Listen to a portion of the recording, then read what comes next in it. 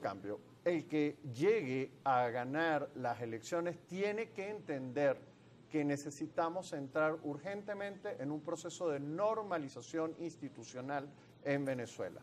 Y eso significa que tenemos un problema grave. O sea, cuando tú dices eso, dices, tenemos un problema muy grave de institucionalidad. Y que eso es lo que ha empobrecido al país, porque además, ¿cómo decirle a la gente que esta es la fundamental causa por la cual no hay trabajo, no hay salario, no es ni siquiera lo de los americanos, que no ha sido ninguna buena noticia, ni siquiera yo la apruebo, pero no, el problema es nuestro y la solución también la tenemos nosotros en nuestras manos. En buena parte, esas personas tienen que saber transar un proceso de negociación que va a ser complejo y difícil. A Dios gracias se abren 5 meses, desde el momento de las elecciones al momento en que de la nueva toma de posesión. Y eso puede garantizar un proceso que Petro asoma en esa idea de un referéndum que él sugiere como un mecanismo para llevar a los venezolanos a decir, bueno, pero sí queremos una transacción política que efectivamente represente una oportunidad de entendimiento en el sector político y que permite efectivamente superar las condiciones de conflicto. La polarización como modelo, volvía de nuevo a la democracia Mortal Kombat, lo único que hace es empobrecer. Y el candidato que gane más bien tiene que superar esas condiciones para poder plantear una alternativa en donde todos quepamos, porque saques el 20%, el 30%, el 15% de la votación, es un porcentaje de la población que necesita verse representado, atendido, entendido y comprendido en sus demandas.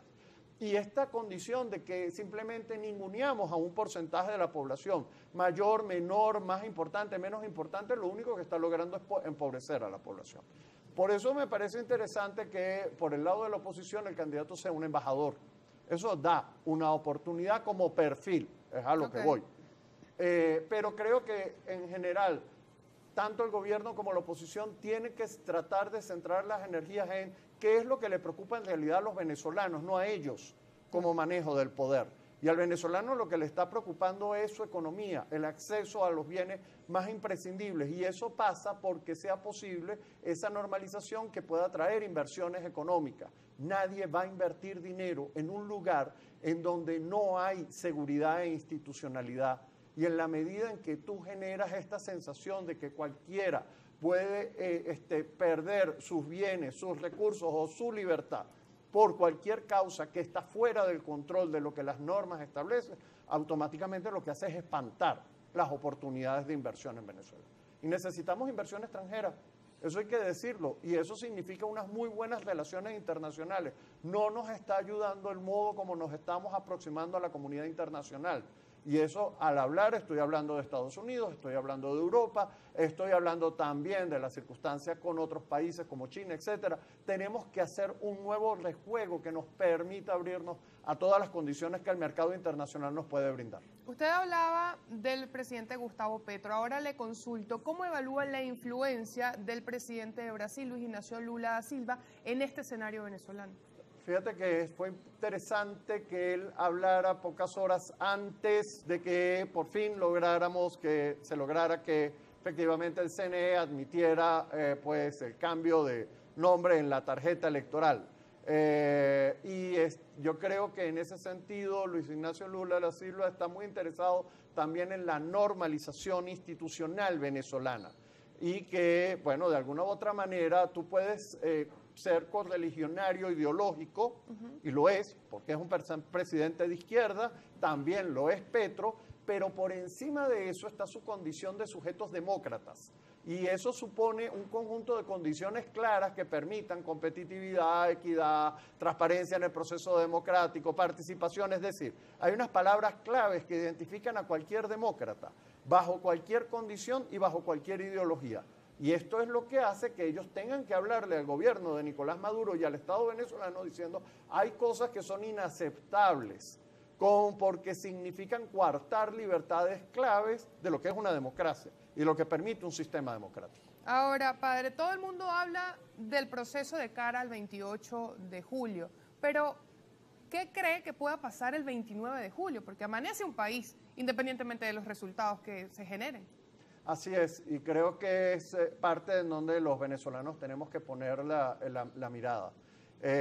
Si tú estás viendo el juego de pelota simplemente en el jueguito de tomó la primera base, hizo un toque técnico, está bien, el juego siempre es interesante, pero al final del día, si no hay una estrategia de fondo, vas a terminar perdiendo todo el juego, aunque ganes algunos innings. ¿Y qué significa perder el juego? Bueno, perder el juego es seguir en el conflicto venezolano. Es simplemente que esto es un acto más del modelo conflictivo, polarizante, empobrecedor de Venezuela. Vuelvo a insistir, las causas de la pobreza venezolana las tenemos dentro de Venezuela y no están fuera de ella. Y la solución la tenemos también los venezolanos. Y eso supone que con vistas hacia el 29 esta campaña tiene que proceder a permitir la construcción de un modelo de ciudadanía de nuevo entendimiento. Y yo creo que justamente no nos va a ayudar un modelo de campaña que simplemente sea de polarización o repolarización del país, sino dónde están los puntos de encuentro en donde los venezolanos podemos reconstruir un acuerdo base que nos permita desarrollar el país del siglo XXI. Sin ese acuerdo base, sin esa narración, lo que vamos es a seguir en un esquema de empobrecimiento. Y eso era lo que yo llamaría continuismo. El modelo polarizante es un modelo de continuismo empobrecedor. Y lamentablemente a quien más afecta es a los sectores populares.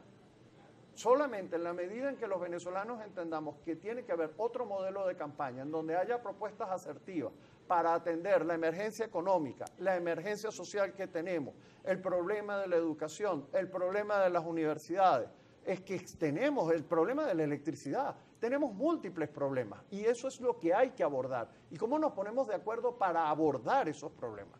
Ahora, padre, ya para finalizar, porque no nos queda tiempo, hace unos días el presidente de la República, Nicolás Maduro, habló de la pena de muerte en Venezuela a propósito de un planteamiento de reforma constitucional a la que se refería su opinión como sacerdote en este caso y como también politólogo. Bueno, creo que era la cadena perpetua, gracias a Dios no la pena de muerte. Perdón.